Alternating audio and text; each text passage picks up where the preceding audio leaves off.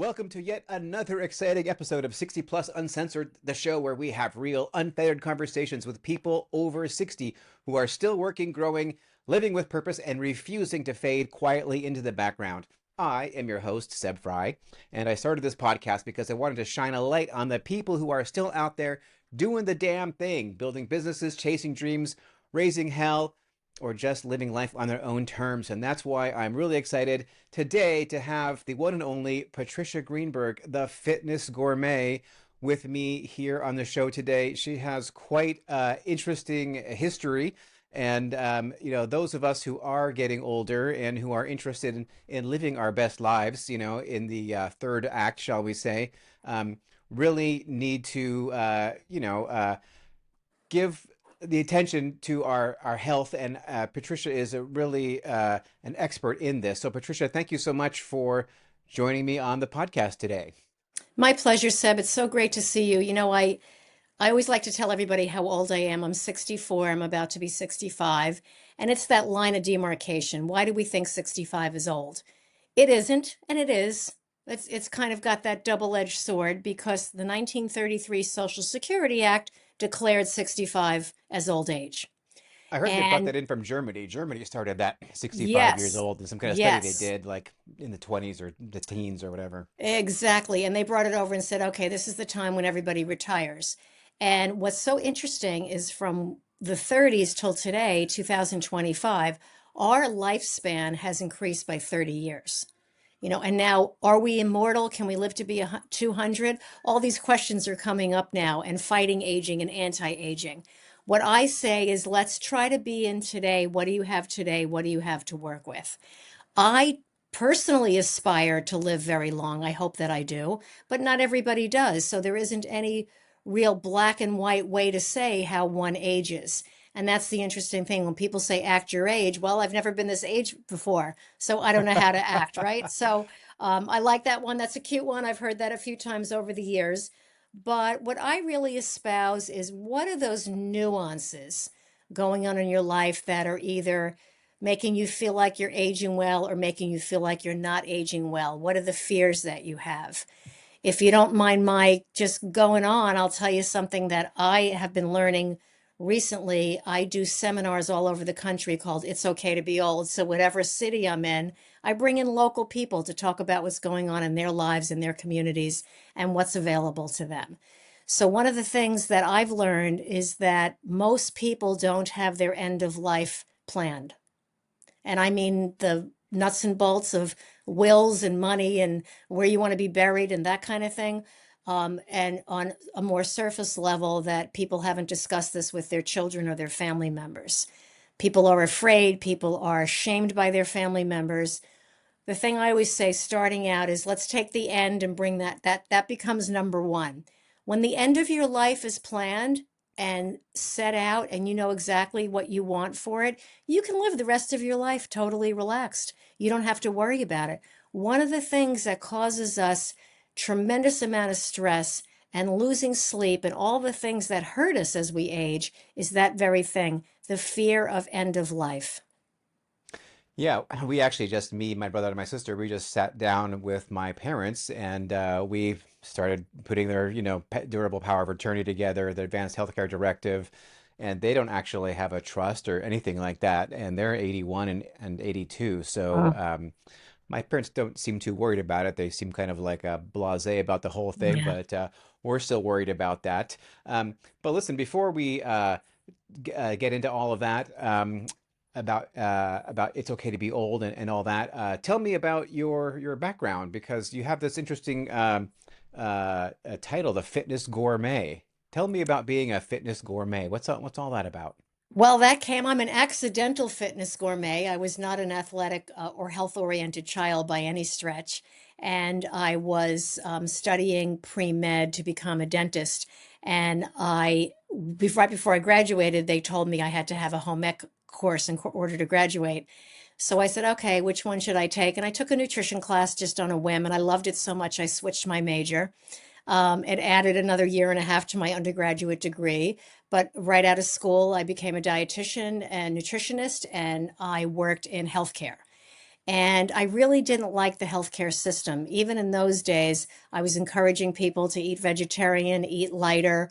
I started exercising more, and I just saw the personal benefit. I never felt better. People say, well, that's because you're in your 20s. No, it was because I was taking incredibly good care of myself. See, that's, something I really want to emphasize that you could do at any age.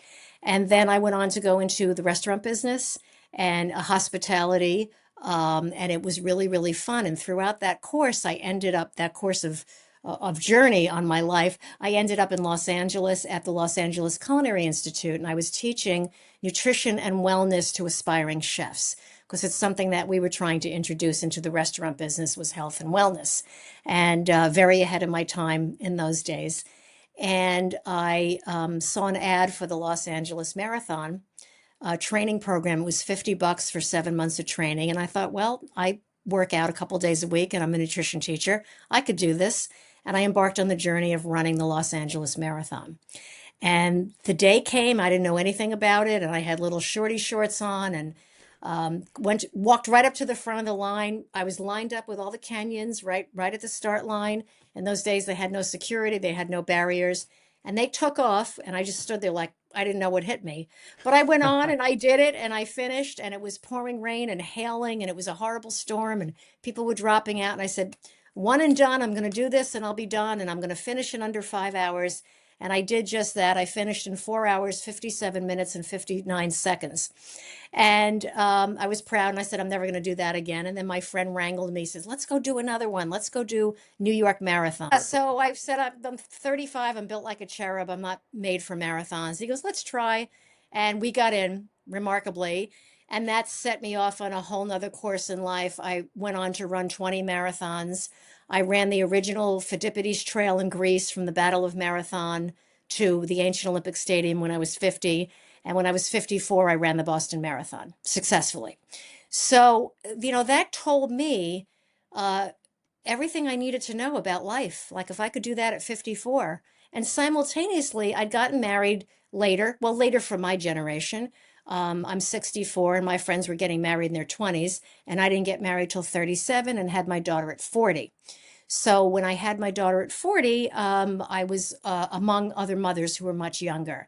And I experienced so much ageism. I mean, they probably didn't mean it. They didn't know any better. I didn't know how to deal with it.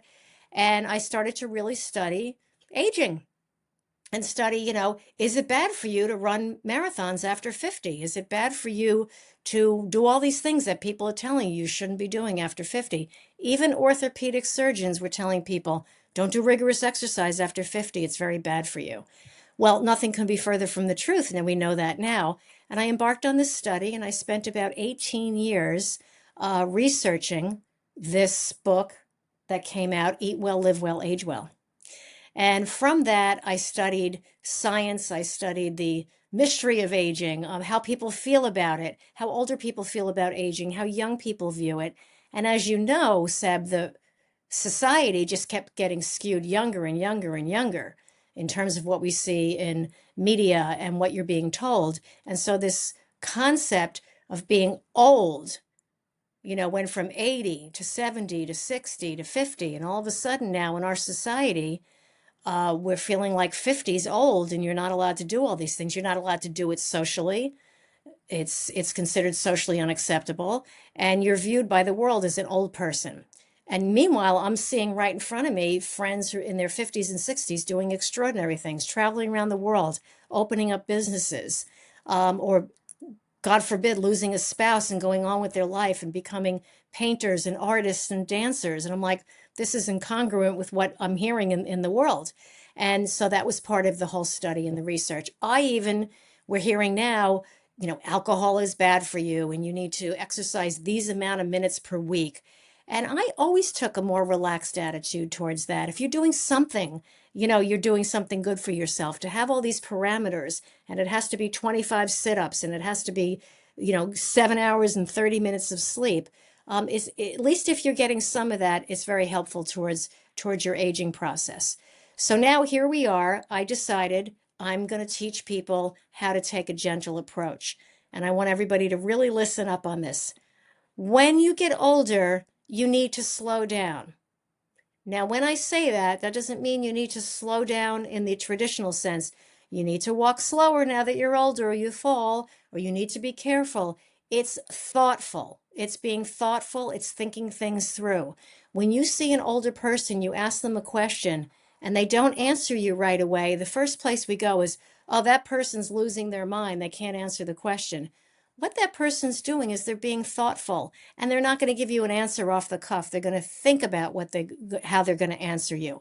They're going to think about how they're going to eat. They're going to think about how they're going to interact. Is this good for me? Is it healthy for me? Is this what I want for my life? And that's being thoughtful about aging. And that is when you slow down and you say, is this what I want for me and my life? Is this good for me?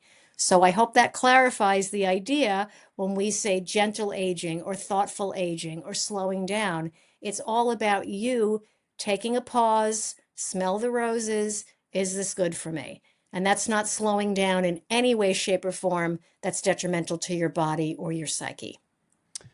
So you've been in the fitness and nutrition space for like a long time. I mean, Yeah. in the mid 1980s, it sounds like is kind of when you got your start back when Ronald Mm-hmm. Reagan was president. Mm-hmm. And how is the industry, like the fitness and nutrition industry, how have they changed from the mid 1980s to today? Like what advice that they were giving out back then is no longer believed to be true?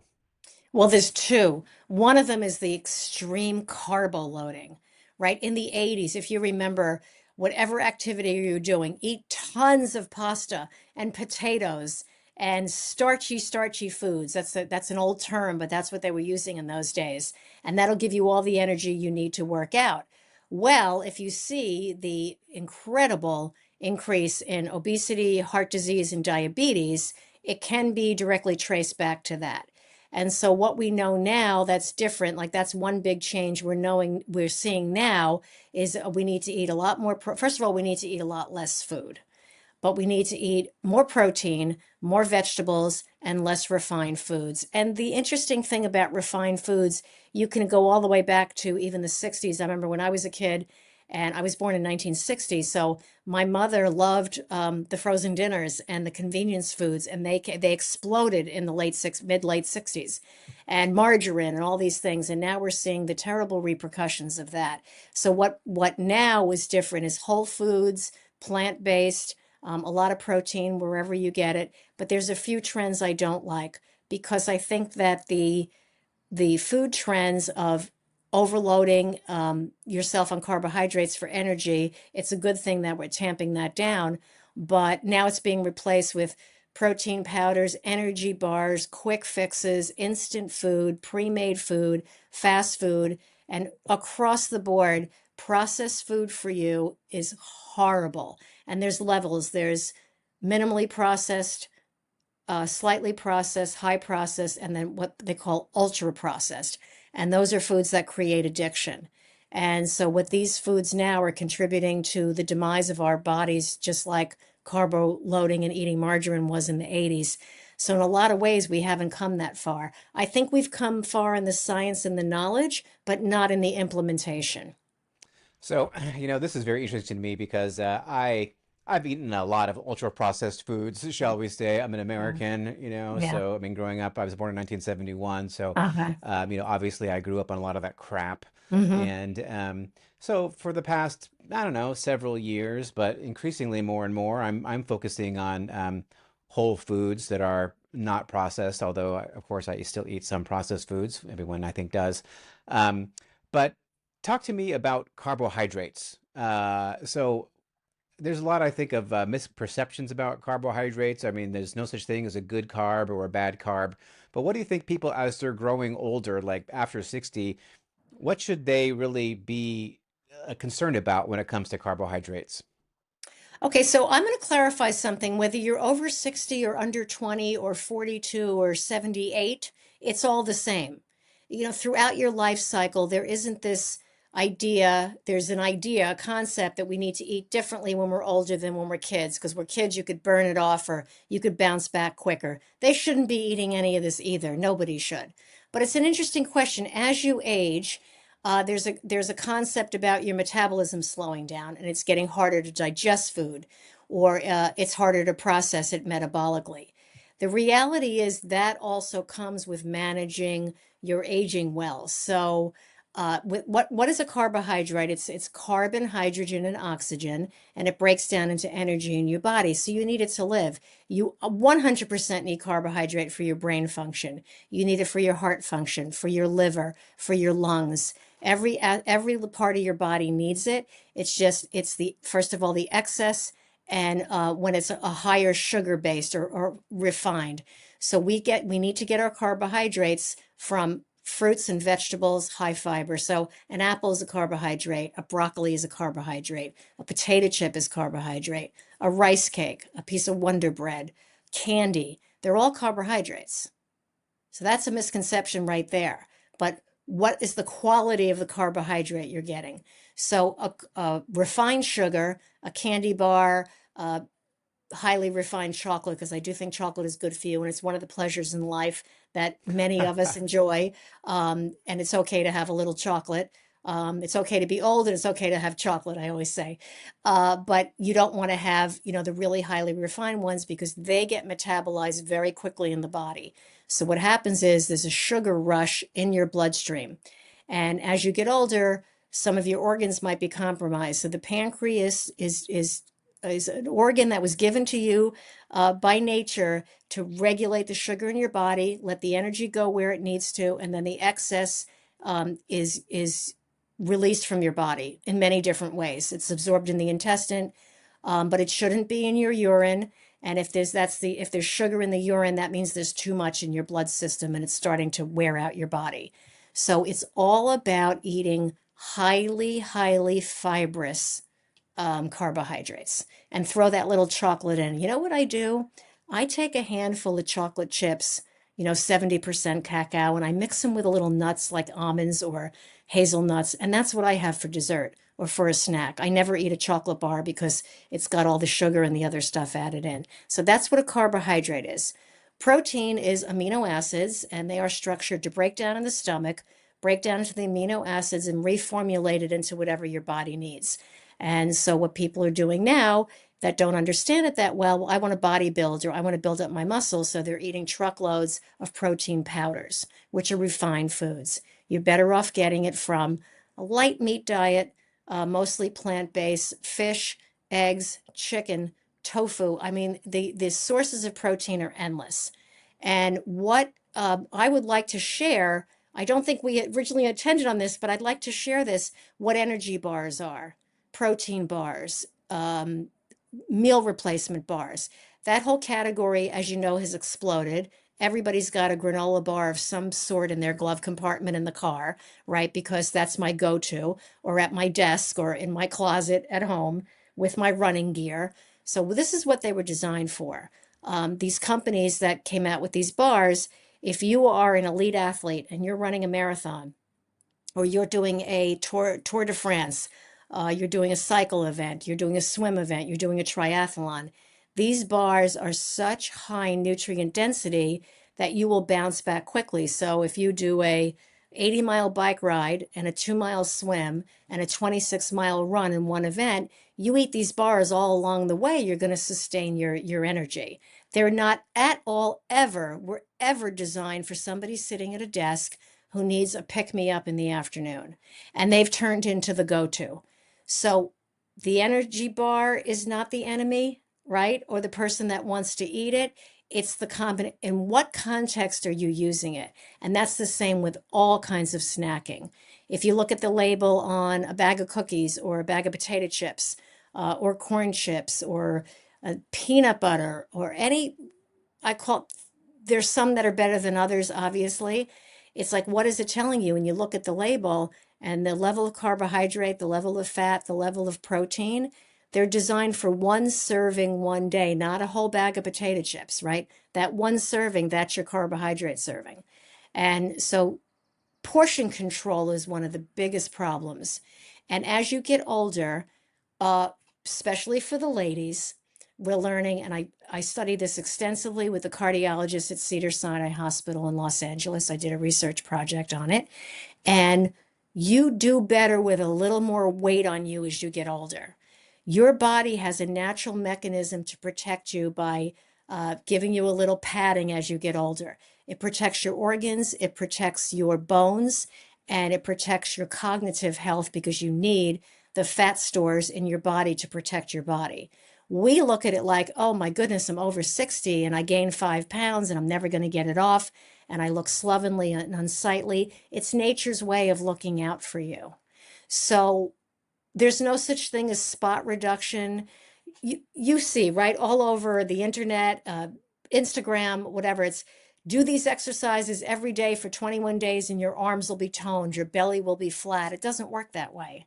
And that's why everybody's feeling like a failure, after they do these programs and it's not working. What works is the overall package of getting the refined foods out of your diet or eating them in the portions that they're recommended. The caveat is that they are designed to get you addicted. The sugar and the trans fatty acids and all the product that they put in and the flavors.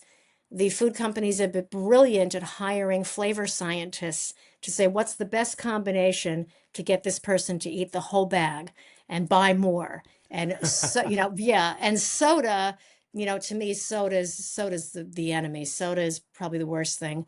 I don't mind a seltzer with a lemon in it, but soda with cola beverages in particular. And I don't want to bust those industries. If you could have a Coke once in a while or Pepsi once in a while and you're happy, you can do it. But most people become addicted to it or it wreaks havoc on their body.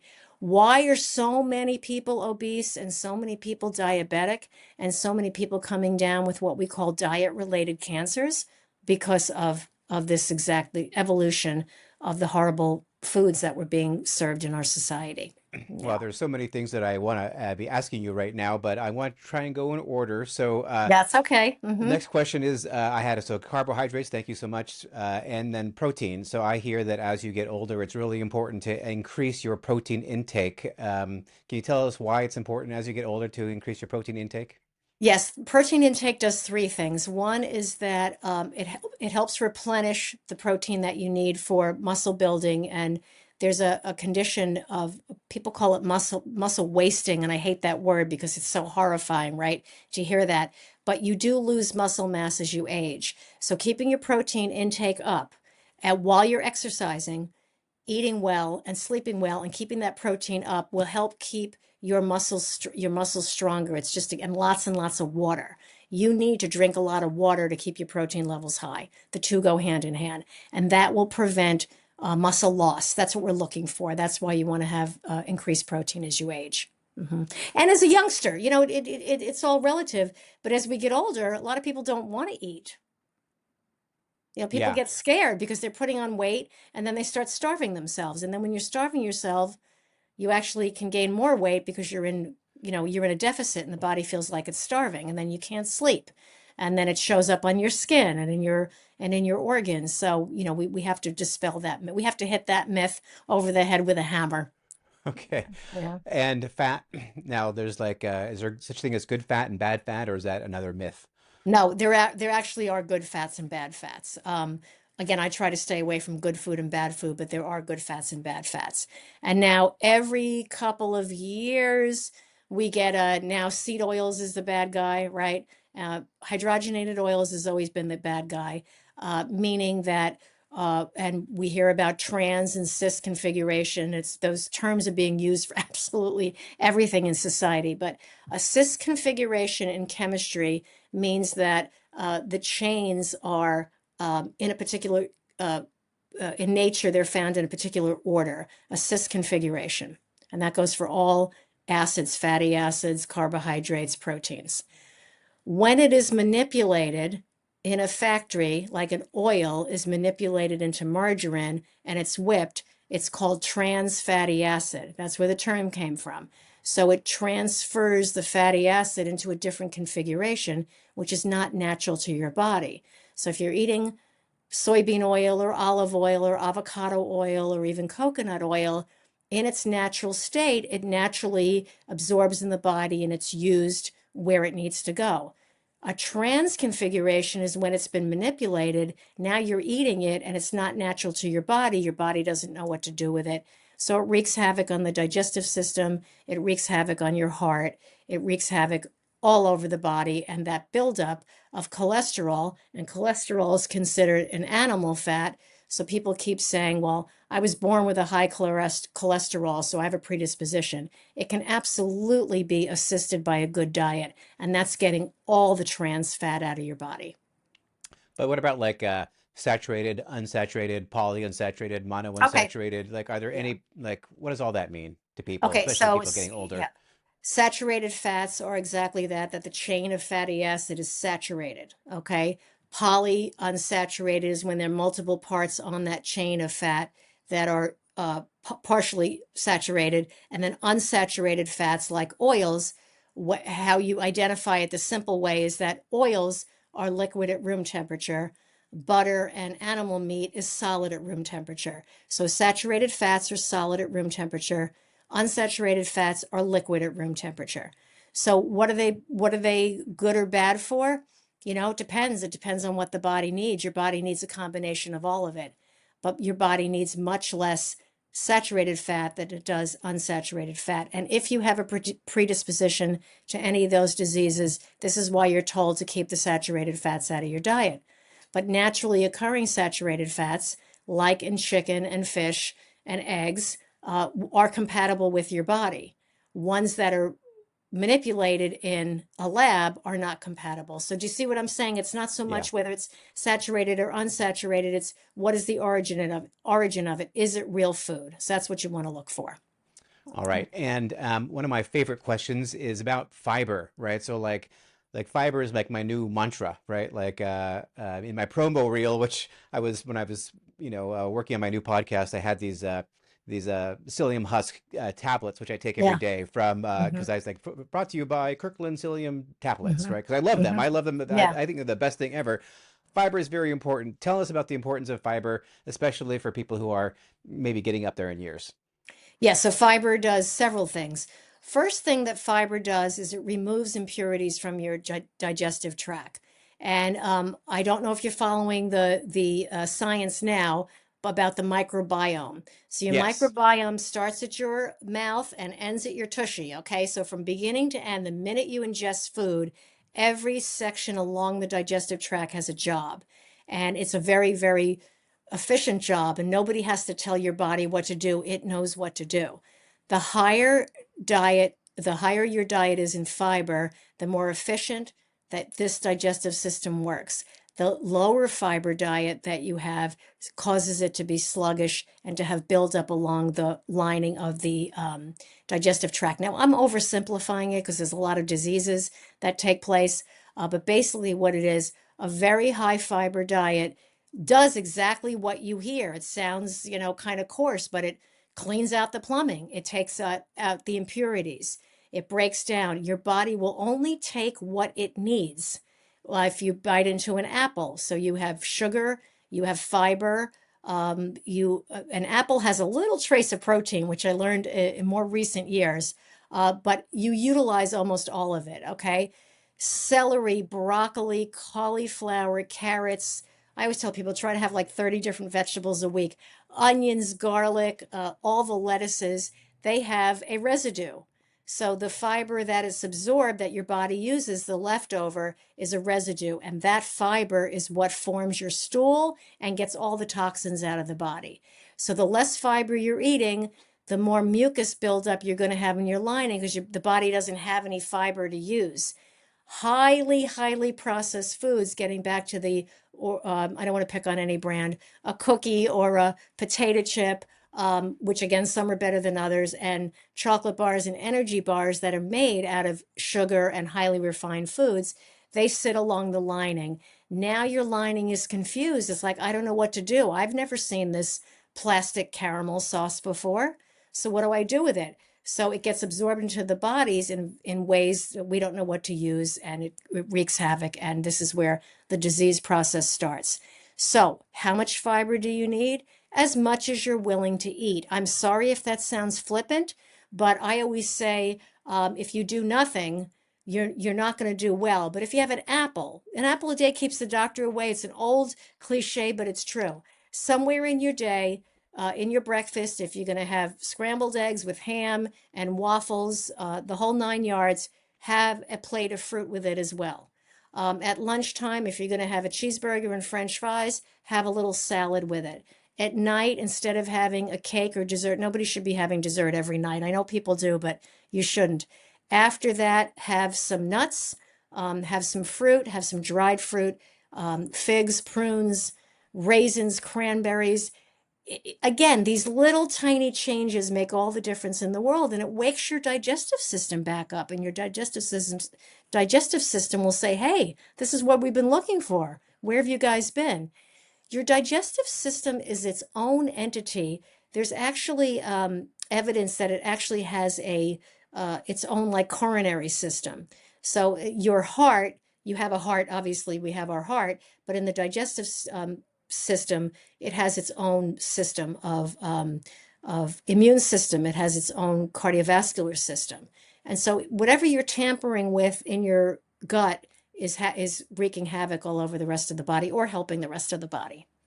Yeah, I'm totally into my gut microbiome health, and I know Yes. it was bad before, and I think it's much better because like I eat a lot of high fiber foods now, and I think the kimchi I heard is good, right? Yes. You know, like I drink apple cider vinegar all the Yes. time now, right? Because that's supposedly very good for you Yeah. too, and my gut certainly feels much better. And another thing that you mentioned before was plant-based foods, right? Yes. So and also, yeah, I heard you mentioned like chicken, fish, and eggs, but I didn't hear you mention like beef. So, what's the situation with eating like red meat and or not eating red meat and eating more plant-based fiber like avocado, tofu, and whatever else? What can you tell us about that? I'm a huge proponent of soy foods and that it's gotten a bad rap. But I wrote the book on it literally and figuratively. I wrote the whole soy cookbook in 1998. It's a long time ago. But we learned that soy foods they were actually approved by the FDA as a cholesterol lowering food product because they have 20% protein per volume as opposed, no, excuse me, 40%, where other beans only have 20%. So as a bean, they're like a whole food. They have fiber, they have carbohydrate, they're perfect food. Beef, I just took a class on this morning. Okay. And the doctor that was teaching it just wrote a book about longevity and aging. And he said that we are learning now that red meat is inflammatory. And the problem with an inflammatory food, which again circles back to these processed foods, when you have inflammation in your body doesn't work as efficiently. And inflammation plays a huge role in illness because it's not allowing your body to do what it's supposed to. So, red meat is inflammatory. I personally don't digest it that well, but I don't tell people not to eat it because it does work for some people. Um, it's a part of the whole package. I don't think you should only eat red meat. I don't think you should only eat tofu or soy foods. I think you have to maybe take that time to experiment and see how it makes you feel. And people do change as they get older. Their tolerance for certain food changes. Um, if you want that once in a while, I would eat. My recommendation is I would eat lean beef, and I would eat it as an addition to a meal. I wouldn't have a 20-ounce steak with a potato. I would have maybe a salad with shaved roast beef in it, okay? Or a casserole that's seasoned and flavored with the meat. I wouldn't eat these enormous quantities of steak that we all grew up thinking was, the golden standard for fine dining. Yeah. Right, like more like a garnish, I think is Yes. what you Mhm. hear. And now you've used another word, which I have to ask you about, inflammation, right? Yeah. So I take turmeric every day because I'm Mhm. told that that really Yeah. helps keep down the inflammation. So how does inflammation like manifest itself in your life, and why is it bad, and what can you do to reduce it? So inflammation is present everywhere from the time you're born. It is actually a naturally occurring response to injury. So the beauty of inflammation, and we've all experienced this, something as little as getting a finger cut, or say you get punched in the eye, or worse, you get in a car accident, or you fall off your bicycle, or you cut yourself with a knife while cooking, whatever injuries, the body goes directly to the injury, causes it to inflame, and that inflammatory response sets off the healing process. So, what we're finding now is the damage we're doing to our body with foods that the body doesn't know what they are. Okay, do you see how this circles back? So, you're eating food, processed food, that isn't natural to what we should be eating. Your digestive system doesn't know what to do with it, so it becomes inflamed in response to it. An inflamed digestive system prohibits you from digesting food properly. When you can't digest the food properly, it actually becomes an injury on the lining and you cannot get the nutrients you need. So you have malnourishment and inflammation on the inside of your stomach. And this could go on for years based on what you're eating, which ties into activity, which I'll get to in a minute. So the inflammatory response, I'm sure we've all heard this. And Seb, I don't know, are you baffled sometimes when you hear somebody has an inflamed liver, right? Or Yeah. an inflamed heart, or the inflammatory response is out of control, which is what happened during COVID, because everybody had an inflammatory response to this disease in their body. And sometimes it sets off a storm where the body is so flipped out by this foreign substance in our body, you become so inflamed that it actually can destroy tissue and destroy organs. So that's, if that clarifies for you what the inflammatory, but an inflammatory response is a good thing when you need it. So we don't, in science, there's this dance that they're doing now about giving people anti-inflammatories and reducing the inflammatory response, but not hurting the inflammatory response when we need it.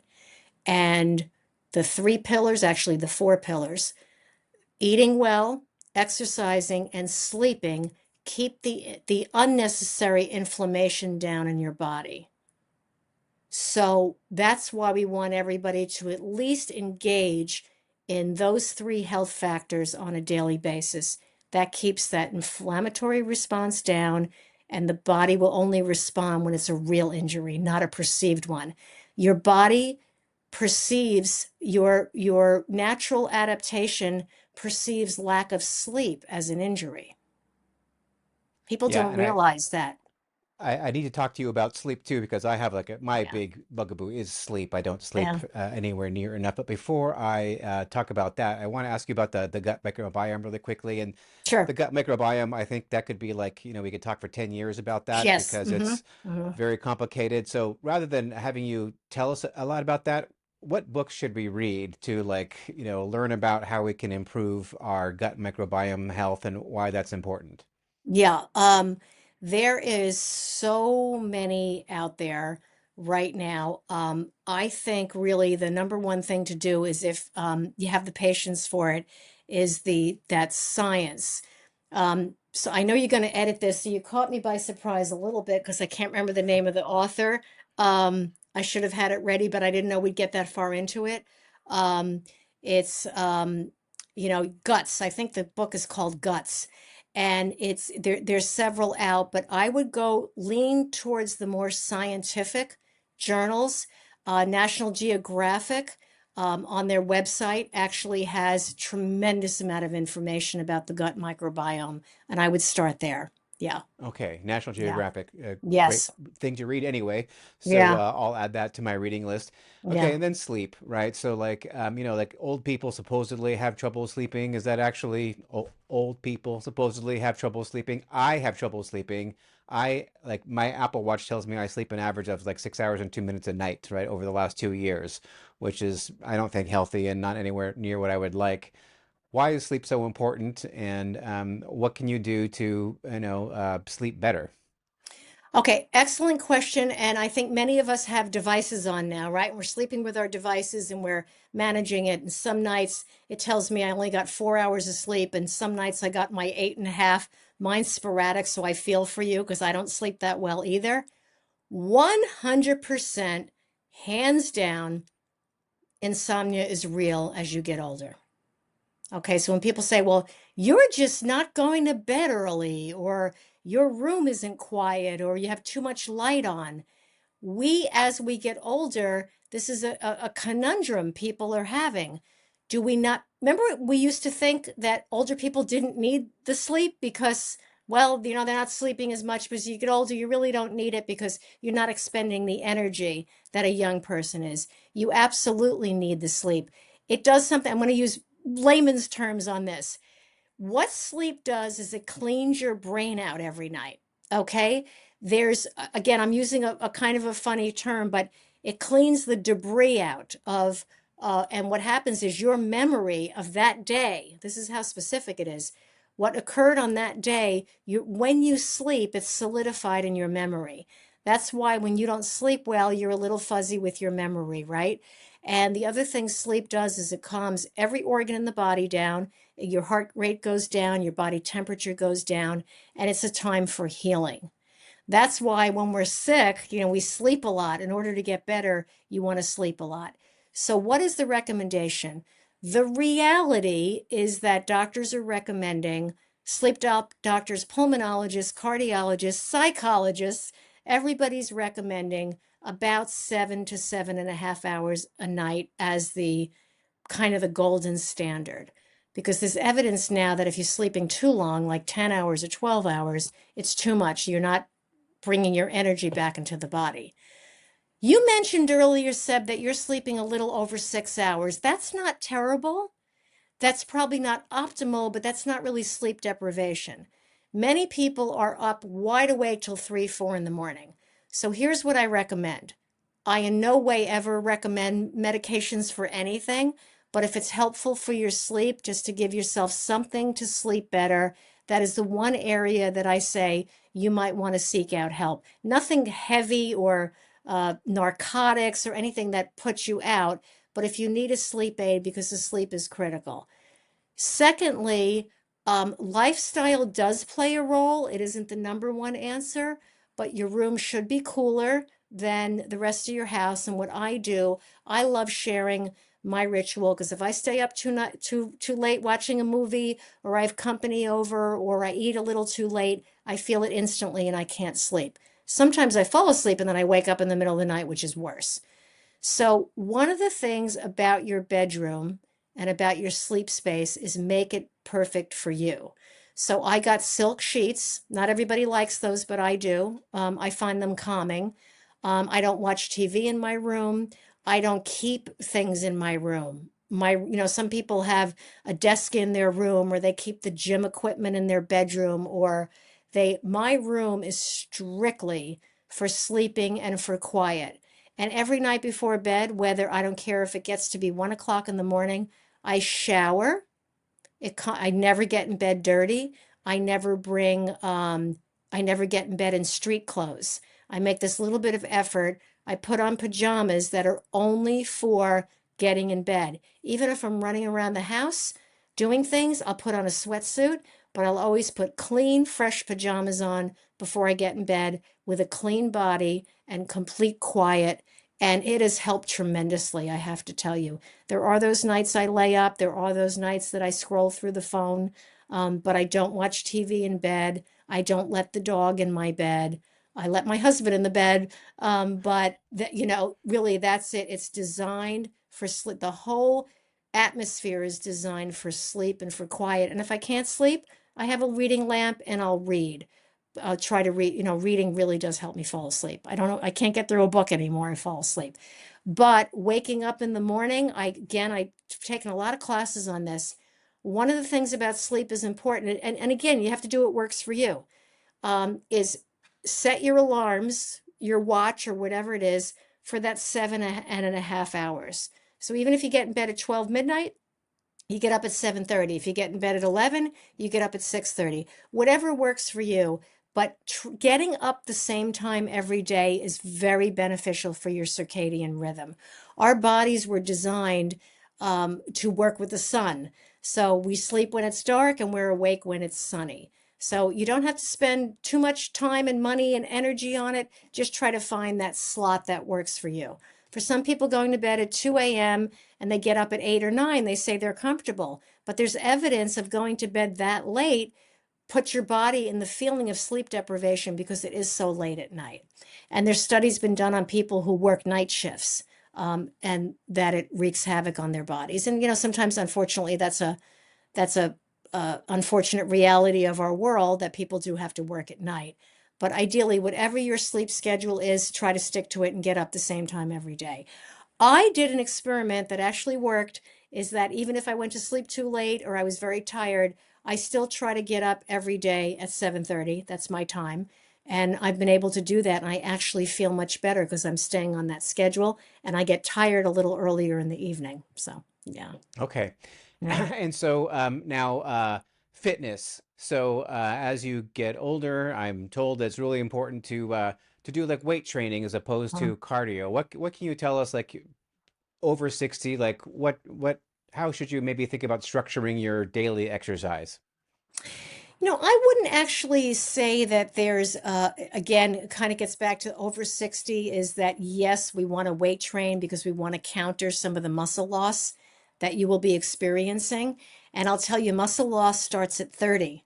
So there's this idea that, if we weight train and we build that muscle back and we eat our protein and we sleep well, we'll fight off a lot of that muscle loss, which is true. But what's really important with fitness, and fitness while aging over 60 specifically, it's very, very important to vary it, because the considerations are the muscle loss. For sure, we want to prevent that. We want to work on our balance, and we want to work, which balance and proprioception fall into the same category. A lot of people still don't know what proprioception is. It I is don't. What is the that? Okay, yes, it's very, very, Never very heard of it. important. And I've been talking about this for years because it's part of the balance equation. Proprioception is your sense of your space in the world. So it's your sense of where your joints are, your depth perception, how far things are away from you on either side of you and behind you, if that makes sense. So when you're walking down the street, your proprioception tells you the tree is 3 feet away. My leg is in this space in the ground. So when you're walking, you have a sense of where your hips are, where your feet are, where your arms are. As you age, your proprioception can diminish, and all of a sudden you start to feel like you didn't see that curb. I mean, how many times many of us have seen an older person get to the curb and they just fall flat on their face, and you say, "Didn't they see that curb at 6 inches?" No, they didn't, because their proprioception is gone and they no longer can tell how far the sidewalk is. Or you'll see sometimes an older person that it's not just about balance, that they can't determine their place in the world, and it's almost like a free falling feeling. And so this gets to my next thing about aids and assistance with fitness, that if you're finding you have any of this, it's perfectly okay to do chair exercises or chairs, or walk next to a wall, or take a walker or a cane with you on a walk. People are very, very embarrassed to use these things, but they are tremendously helpful. So what you should do is, the prescription for fitness is 30 minutes of aerobic activity a day, whatever that means to you: swimming, walking, running. Pickleball's the new rage. I do stair climbing. I love stair climbing machines. I love going up regular stairs. Park a stationary bicycle in front of your TV, whatever it is, 30 minutes a day, enough to get your heart rate up. You don't have to wear yourself out, but don't do it leisurely. Put a little zing into your work. 30 minutes a day, at least 5 days a week. Weight training, I'm hearing anywhere from 2 to 3. And you don't have to be in the gym for an hour, and you don't have to train like Arnold Schwarzenegger. You just have to do resistance throughout the day. Someone may call me out on this, but I believe this is that you can do these things in bite size. You can do 10 minutes, and I often do this throughout the day. You could pick up a pair of hand weights and just do 10 chest presses. Put it down, go on, go back, do bicep curls, do tricep curls, squats. One of the best exercises for you as you age is something called a sit and stand. And it's, you sit in a chair and you stand up without your hands, right? You propel yourself up. And if you do 15 of those twice a day, it'll make all the difference in the world in your ability to get up and walk around when you get older. Here's where walking is, to me, the number one beautiful exercise that we all can benefit from and will continue to benefit from. And walking holds your body upright. It engages the brain. The brain says, okay, the legs want to move now. The arms want to move now. I'm looking at nature. I'm breathing fresh air. One of the things about walking, which circle back and enhances your proprioception, is you have to move your head, right? You're walking, you have to look where you're going. Your digestion is better because your body's upright. It's not squished in a chair or laying down. It's up and it's moving. And your peristalsis, which is the motion of your digestive system that pushes your food through, all of this is enhanced just by walking. That's why it's the miracle exercise that we're hearing. We're meant to walk. We're meant to be bipedal. We're meant to be up and around. And again, you use whatever assistance you possibly can to get yourself up and moving every single day. And for people who are unfortunately maybe wheelchair bound or have mobility issues, sitting and doing chair exercises and increasing your aerobic capacity helps tremendously. So it's all good, whatever it is. Okay, thank you so much. I really appreciate Mhm. that advice because I think a lot of people, what they're told to get exercise and they have kind of like a mental block because they think they have to like go Mhm. to a gym and put on spandex and kill themselves on Right. a bench press or whatever, and it's really not about that. It's just moving, I think, is the most important thing you can do. So we've talked about food and sleep and exercise. What about like mindset and spirituality? Like, how important is that for healthy aging? Spirituality, community, and mindset all go hand in hand. And I really like to tell people that whatever you believe is your path, right?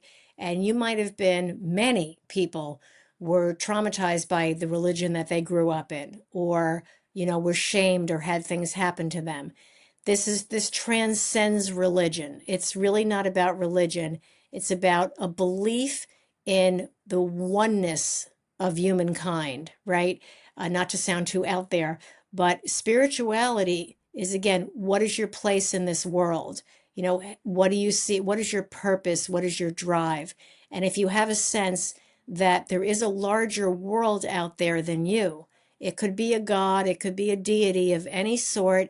Um, idol worship is frowned upon in a lot of religions, but if that's what works for you and makes you feel centered and together, do it. The spiritual aspect of having something or someone or an entity to answer to, if that makes sense, that you say, okay, I have a purpose in life. I'm here to help others. I feel good about going out in the world and making the world a better place. That's part of spirituality. That's exactly what that is. Combine with that, organized religions um, have attributes in that it pulls people together, it forms communities, it gives you somewhere to go, it gives you other people to communicate with and congregate with so you don't feel alone. So that double whammy of having a spiritual practice and a community to go to, whether it's a religion or your knitting class, or your pickleball group, it doesn't matter. We throw out the word religion for a minute and just say community, whatever it is. That really, really centers people. And you have a purpose and you have people relying on you and you have something to look forward to. So when you get up in the morning, you say, I'm here to serve whatever your purpose is. And that's how I define spirituality. And I like to say that in my upcoming seminar in New York this fall, I'm having a panel, a priest, a rabbi, and a Buddhist monk walk into an aging conference. And we're going to talk about all the different religions and the contributions that they give and why people follow them, because it does make you feel better. And if you can have a religion or someone you follow by choice. It doesn't necessarily have to be the one that you grew up with. And I don't want anybody to feel shame or guilt about, what they do or what they don't do. You do what works for you. That's what it's designed for. And why is, community and spirituality actually have a physical effect on us. We physically feel better when we have someone to answer to. When we get up in the morning, we have somewhere to go, someone to talk to. It actually, you've heard loneliness is the new smoking. Sitting by yourself in your home, lonely, actually has a detrimental effect on your physical body that can actually exacerbate illness. And that phenomenon comes from the happiness factor. You're happy, you smile, you're engaged when you're with other people, and it has a tremendous healing effect on the body and the gut microbiome. It actually enhances the wellness of that. So it's interesting. Yeah. I believe that. And, one thing also is that, especially men as they get older, right? When they, maybe if their spouse passes away and they're all alone, a lot of men just end up being shut-ins, basically, right? Yes. And I don't think that really happens as much for women. Do you have any advice for maybe some older guy who's like listening to this who, feels ostracized or just, like just disconnected from the rest of society and maybe they are not religious. Maybe they're an atheist even, right? I mean, like, Right. do you have any Mhm. advice for them, like where they can go to find community? Yes, I always say, and it's so funny you say that because I'm doing a lot of work on that now, and on my podcast and my YouTube show, I'm talking about that more and more because there's this epidemic of loneliness going on both for men and women. What's the difference? We have been socialized where men shouldn't feel, shouldn't share their experiences. They have to be tough, whether they're heterosexual, homosexual, whatever. It's just this male, this belief that men are strong and men are tough. Women are weaker, so women need to reach out to other people because they needed to help. So we could analyze that terminology forever. But there's a reality in that women are way more likely to go out and find friends and to do things. Men are less likely. So I say just find one thing that you like to do, whether it's a sport, a hobby. If you could somehow get past, one of the things I always like to say, what have you got to lose? Go try something. Try a dating service, try a club, try to, go out, and there's so many things out there for us now. You name the interest, it seems to be there's a club or something happening for that. It's funny, a lot of, my husband's in his late 70s and some of his friends are single.